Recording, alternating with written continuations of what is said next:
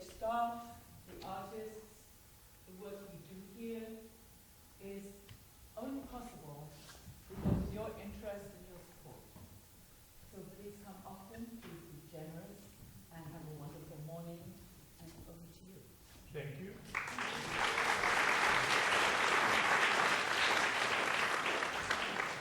I know that it looked as if she was dragging me on, but actually that wasn't it. I am willing and able, and we are to play.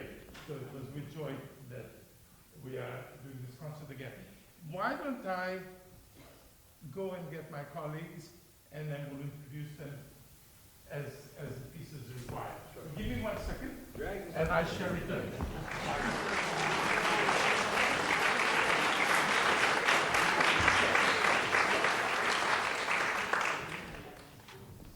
And I want to welcome our good friends Katerina Englikova and Ronald Leonard, and you will later on see new colleagues that are joining us, and it'll be a pleasure to introduce the new friends. Whenever Katerina or Kat or Katerina, the various ways we pronounce her name, is here, along with Carol Vincenz, we know that the program will be different. It will be made up of the majority of the pieces that are seldom performed. And gems are always found. It stretches, the pieces stretch your ears, and I'm sure we'll have a lot to talk about afterwards. And just for good measure, we threw in a true and tried Mozart work, which you will like. We are going to start with the Jacques Ibert trio for violin, cello, and harp, or harp, cello, and violin, whichever way you like it. And it's most of the pieces that involve harp and flute, in this case just harp, have a French tinge due to the fact that Debussy wrote the famous trio for flute, viola, and harp. And this has very much a French tinge. Elegance, beautiful lines in the second movement, and a scherzando, and a virtuoso last movement, as you will see. Kat, would you like to say a few words about it? Well, basically you said it all. Good morning, everyone. The piece is not very often played, and I wonder why. I think the violinists are too lazy to learn it. All right. That gets an invite. It's just a heart. Well, I don't think so. I agree. It's also difficult for the cello. A little bit. Oh, the cello, I forgot. Everybody forgets. Oh, no.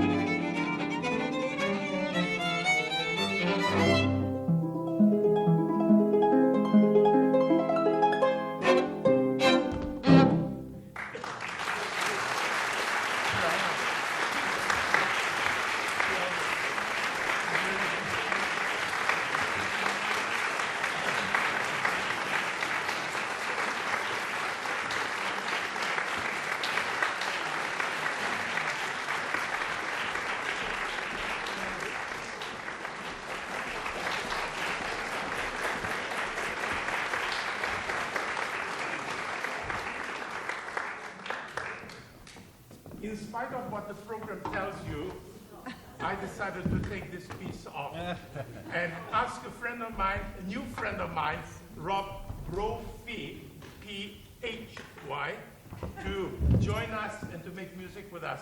And it's wonderful. And Carol Vincenz is back, and it's wonderful to have her back. So I will let you work out who's going to talk about the piece. Thank you, Robert. So the Arnold Bax Elegiac Trio is really about a love affair of Ireland. Mr. Bax was a British citizen, but then he spent a great deal of time in Ireland and absolutely treasured not only the language and the history, but he, like I said, it was a true love affair. And what you will hear are idiomatic gestures that remind us of that rich Celtic tradition.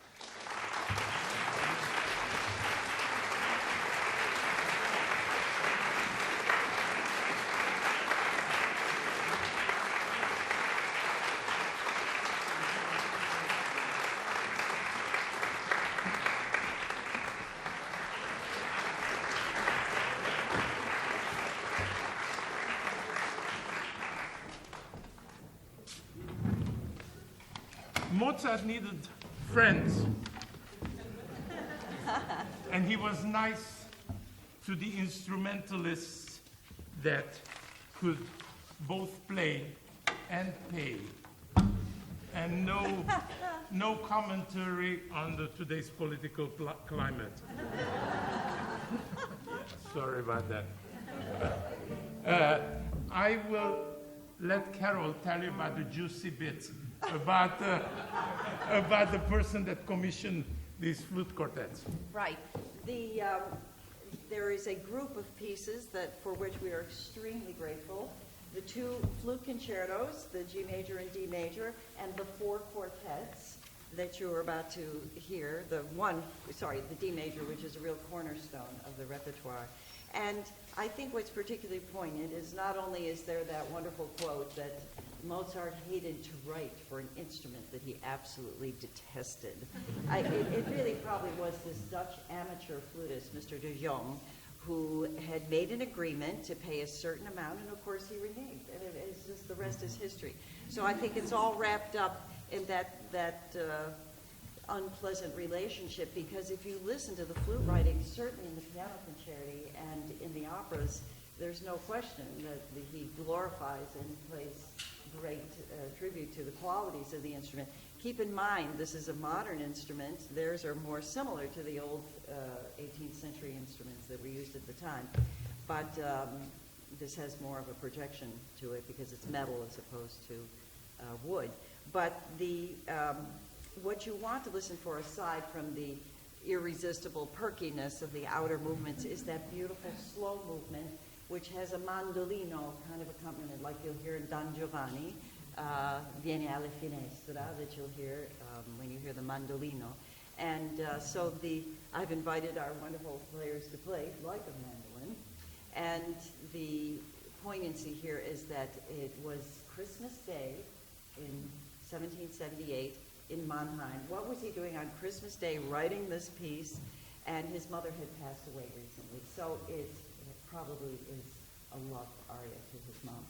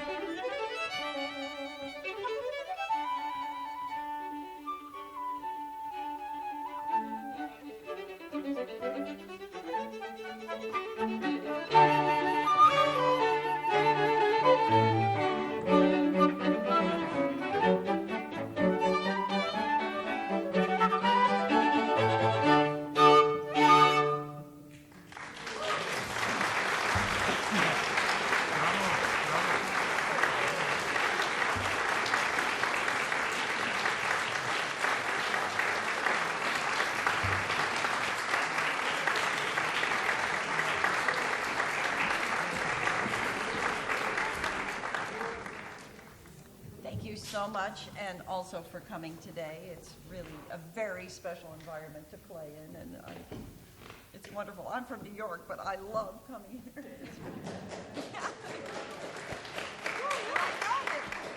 Katarzyna, you know, I mean, it's just any excuse to come is always very special for us. This next work is sort of the black sheep on the program. It's very unusual. Narthex is an architectural term. It's a vestibule. It's that sort of entryway area when you approach a Catholic church, for example. But the name of the piece has not too much to do with what's really going on in the piece, in that what Mr. Andres, who's a harpist himself in France, was very taken by the ruins that he saw at Cluny and Autun. And has anyone seen those wonderful Romanesque ruins that are remaining still there? At the top of the tympanums were scenes from the Last Judgment. And that's what's going on in this piece. We have the flight from Egypt, we have the death of Avarice, we have the dance of the demons, we have the flight of the demons, we have Cain and Abel, we have a vicious fight with Cain and Abel, we have the playing of the sitar, we have what else is going on? Oh yes, the Magi and the sleeping, snoring Magi. So it's all these collection of vignettes from the Old Testament.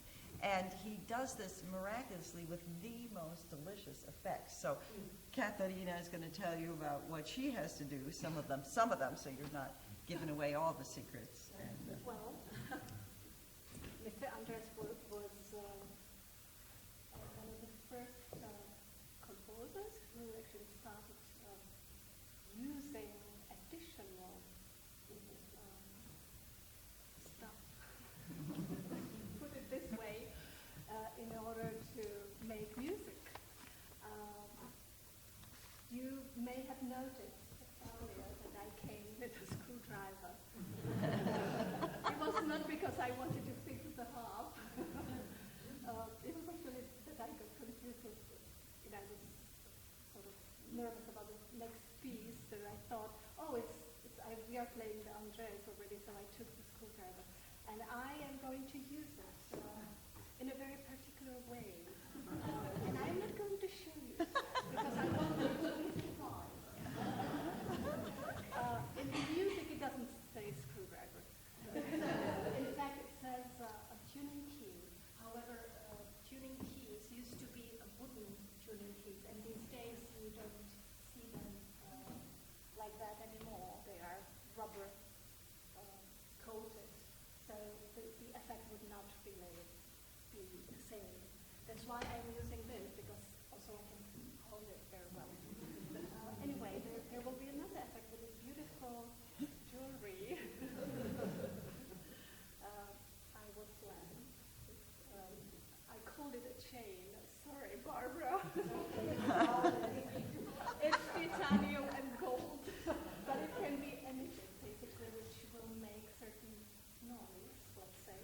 But right at the beginning, I will be imitating the flute, and I can show you that, how different it sounds when I play normally.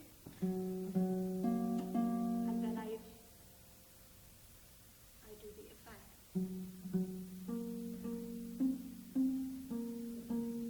So I think that's very nice. And I will be tapping the harp and everything. Well, you will see.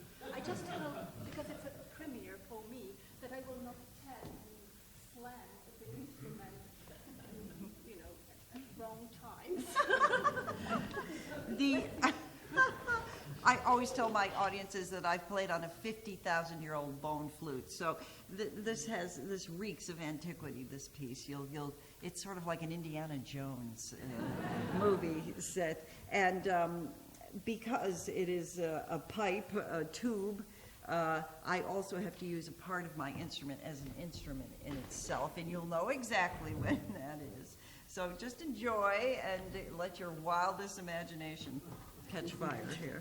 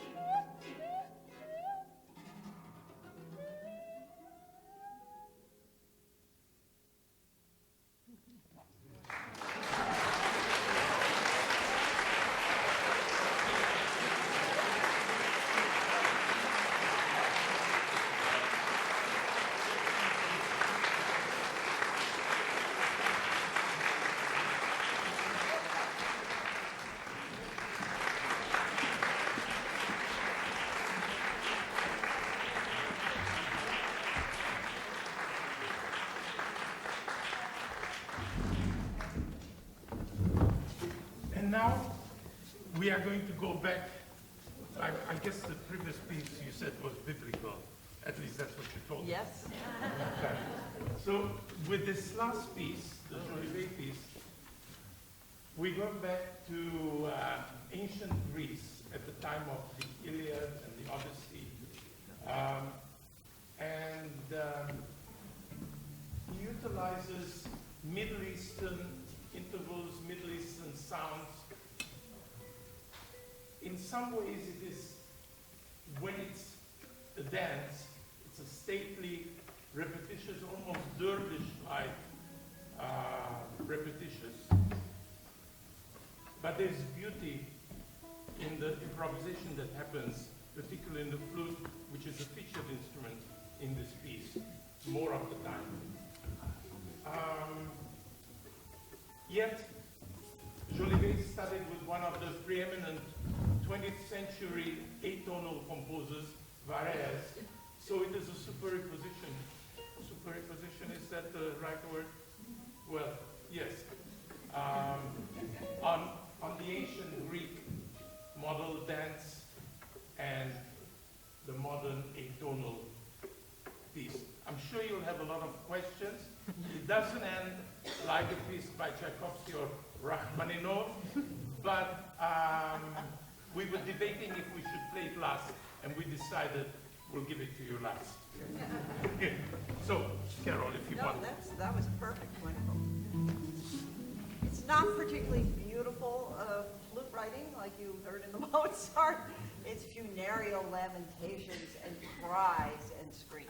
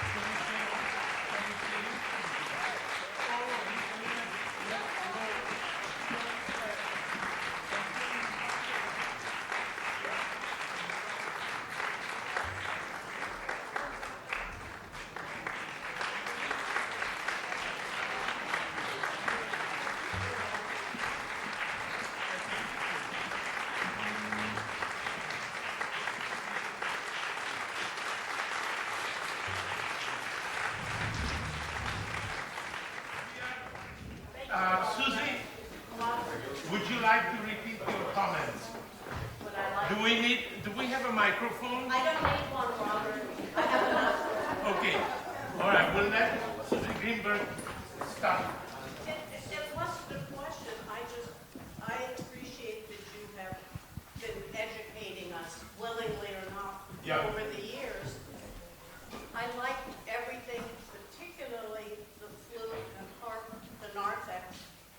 I didn't love the last piece. That's good.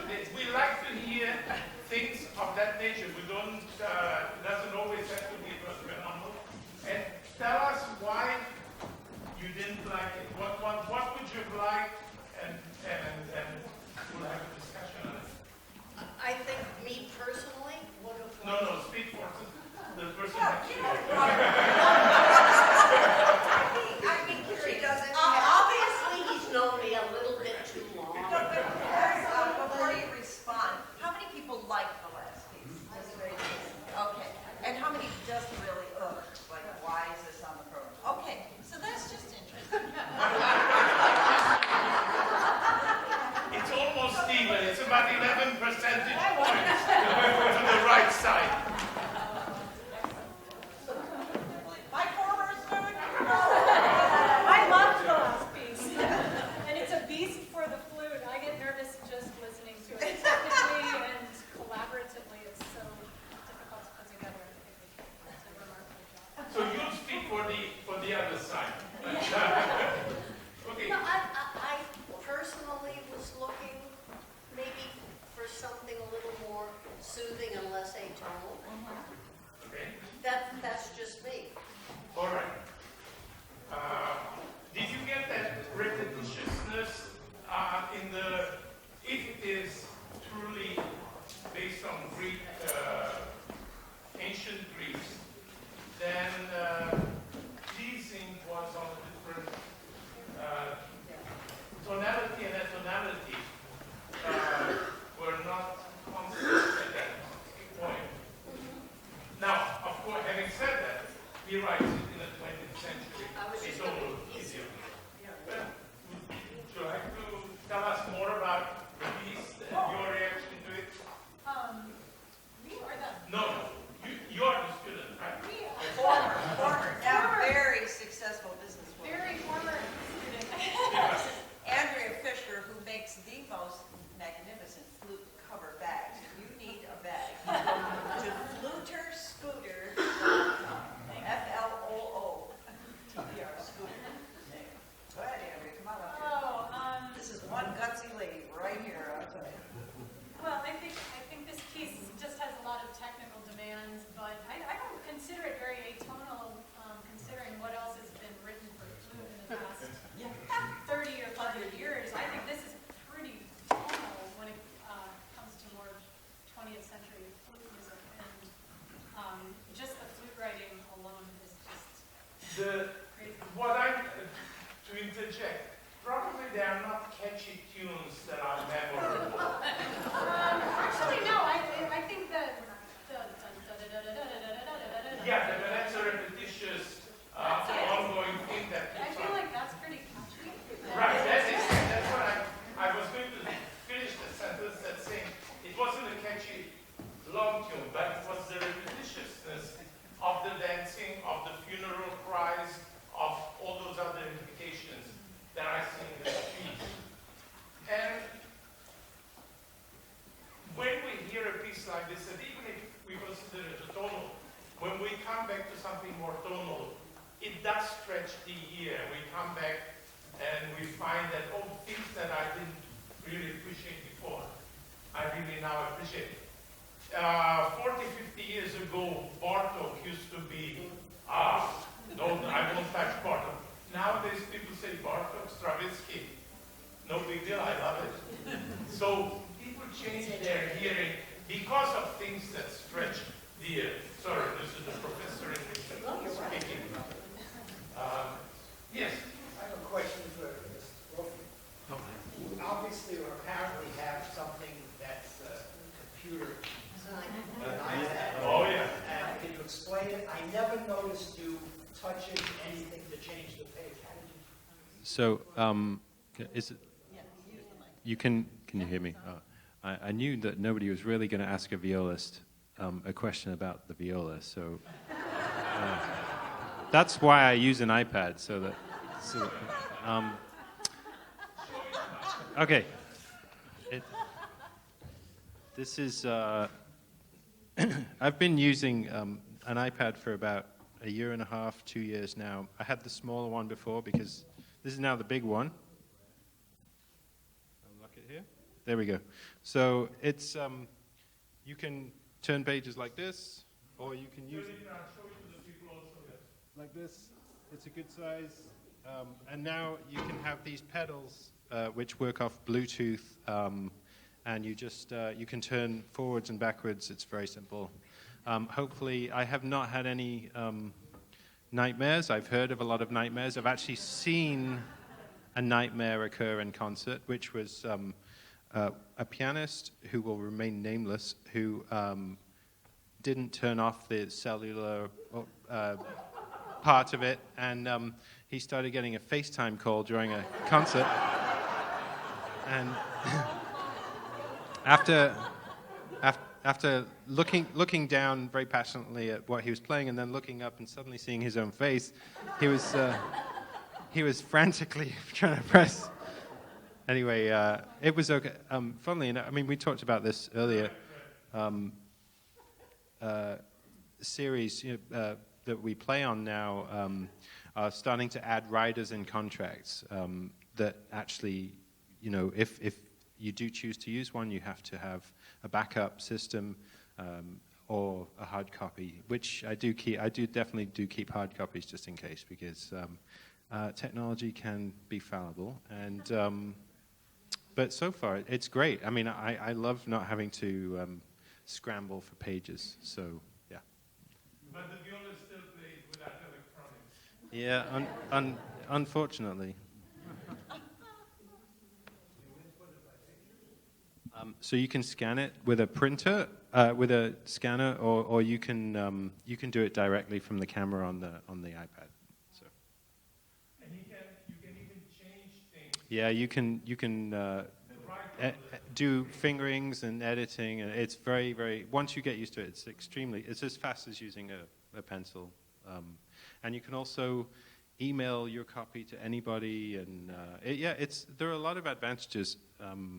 But I definitely, it's nice when I come to a piece that, I haven't played in a long time, that is still in my library at home, and you pull it out and it's like, it's paper. Yeah, but for practicality, I'm enjoying it. So yeah. How do you make notations? Okay. You just hold on. This down. So you can do stuff like. You can do stuff like this, where you zoom in like this, and then you can write fingerings in like this, or you can do dynamics like this. I'm going to erase that just in case I play this piece again. And it will. Anyway, there we go.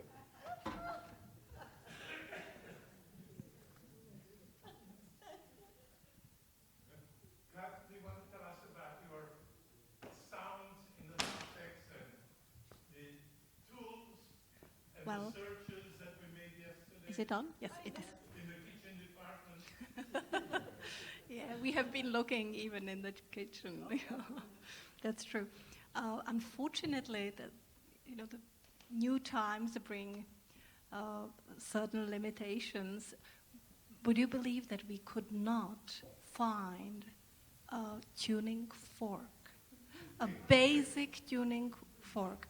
We do have iPads and all that, but we could not find a tuning fork which I could use for one of the passages, because that works the best. Apparently, I didn't know that. So otherwise, I would have brought it from home. Yeah, Well, tuning fork looks. for those of you that it's this shape and with a handle. And Yeah. that's what we used to use for 1,000 years to give up. Exactly. Yeah. You found one? Where? Wasn't here. Somebody I knew, I said to him something about, yeah, well, we've been looking all over for a tuning fork. So she asked where my necklace was, and I said, so we're using that. He said, oh, I have a tuning fork. He said, and I have many of them. Wow. Yeah. Well, anyway, your necklace was just beautiful. Thank you. I talked about it before the piece, but I think many of you have not heard me. So what I use is a screwdriver, just a basic one, Home Depot screwdriver, and it's I find it very good because you can actually hold it well.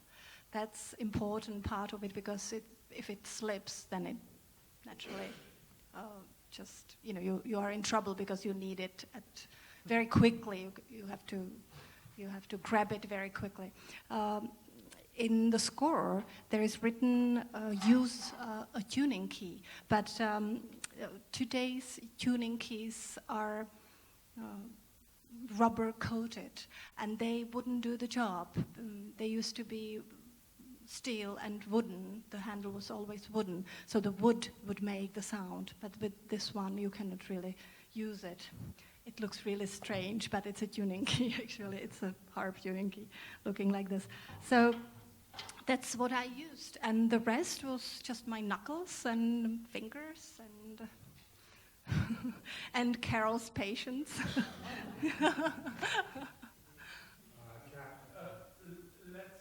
think you might be in first, and then I'll come to you. For the risk of being sexist, I don't think I've ever seen a male artist. That's not true. There are many. If you go to, talking about concert harp, that it is true that there are not that many men playing the concert harp.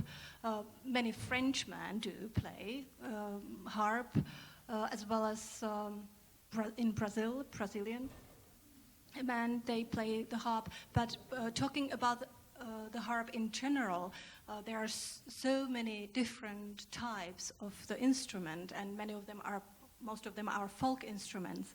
And these instruments are in many countries played mainly by men. Like in Peru, Uruguay, Ireland. But today in Ireland, it's also more feminine instrument. But the southern part of Austria, I think it always depends on what the local people have as their folk music, and if the harp is a part of the folk music. And then you see many men playing the harp, and it's quite extraordinary. What is the reason for the various colors of the strings on the harp? Well, I can show you, I think. If you're colorblind, it's not the instrument to you. It's true, but it's very true. It's very, very true. You would be in trouble. It's for orientation purposes. It's the only explanation, simple explanation for... Otherwise, you would have 47 strings. And when you play them, they vibrate. So in front of your eyes, you have this vibration of certain color, and you need to differentiate them. So all the C's are red, and all the F's are blue or dark. They look like they are black, but they are actually blue. So that's how it is. So the scale on harp goes the C major. So it's C, D, E, F, G, A, B, and C again. Do, re, mi, fa, sol, la, si, do. It's very easy, in fact. It's very logic, it's very easy. If you want to modulate to other harmonies, then you use the pedals, and there are 7 pedals, and that's the beginning of the nightmare for all harpists and many of their colleagues. Because she can You cannot look down, of course, and first of all, you don't have the time to look down, and second of all, it would look strange. Plus, you have 4, so more of the pedals on the right side where you don't see that anyway, so you cannot look like this. But the pedals have 3 positions. The upper one, everything goes to flats. The middle one is a natural for those who, had music before, and down is sharp. So, for example, the C is red. I'm sorry. The C is red, and when the C pedal is in the middle, it is C. When I push it up, it's C flat, and down, C sharp. So it's a chromatic. It's a chromatic scale, and the same with D pedal. On the left side is D, C, B, and on the right side E, F, G, A pedal. Why it is so, I have no idea.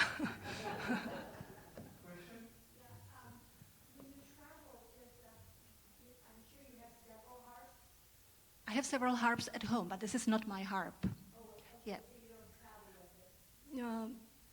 Shorter distances, yes. Like when I'm in Europe, when I go to Germany or France, but these days I usually fly, and they rent a harp for me too. But if you have more than 2 concerts, if it is a concert tour and you play 7, 8 times in a row, you travel by car and you take your instrument with you.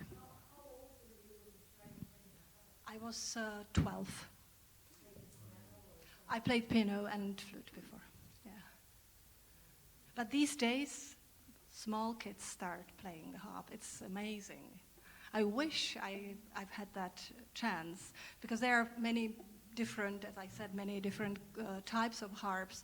The Celtic harps, which are very small, very cute. You can get a small 26 strings harp for your kid, even with a backpack. It's very cute, and it's red and blue and yellow, whatever color you wish. So it's fun for the little ones. Question over there? I've seen my share of harpists performing, but because we're in this wonderful intimate setting and you're sitting 5 feet from me, I noticed, especially the first piece, your feet were very busy on those pedals. So the only question I had is, was that a particular piece where you were hopping around the pedals? Yes, but I would say, well, most of the 20th century, or 19th and 20th century music requires a lot of pedaling because of the way because of the chromatics, because of the chromaticism in the music and of the more, let's say, difficult harmonies and changes of the harmonies. And then you need the pedals to change the pitch of the string. Yeah, that's why. Well, the first piece is maddening, I tell you. If you miss one pedal, you start playing in a completely wrong key.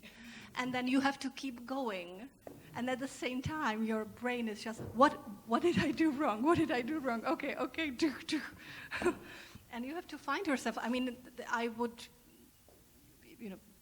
like to say that it never happens, but it happens, of course, because things happen.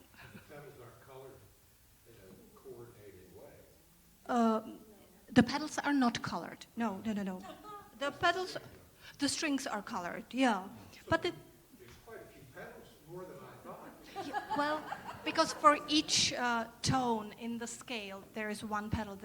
That is why there are 7 pedals. When you're on a concert stage, even if I'm in the front row, I'm not going to be able to see your feet very often. Yes, right. People are surprised. I mean, my friends are surprised very often. I had an idea during our rehearsal regarding that the next invention will be an acoustic harp that will have an electronic screen where the tuning and the pedaling will be done on the screen. All right, why should only the violists do that? Not bad, but I am still waiting for the... You learned it here for the first time. I'm still waiting for the inflatable hop, you know. That's the first step. No, I hope not the Russians, I hope the Japanese. The famous joke about the harpists is that they spend half their life tuning and the other half playing out of tune. But that's not the case with her.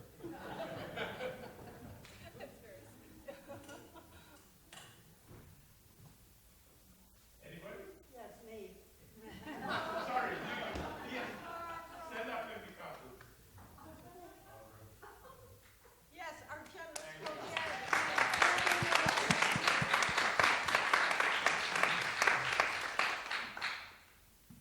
This for me is one of the most fun things I ever do, and the three, well, let's put it this way. I have a 2-bedroom condo, and 2 beds. So, and 4 people have been staying here. We have a blow-up bed in my office, a blow-up bed in my bathroom bedroom. The girls are in my bedroom, Robert's in his, because he always is, and I'm sleeping in the office. They have such fun, and they're such great, fun people. As are you. Rob, too. He's new. The others,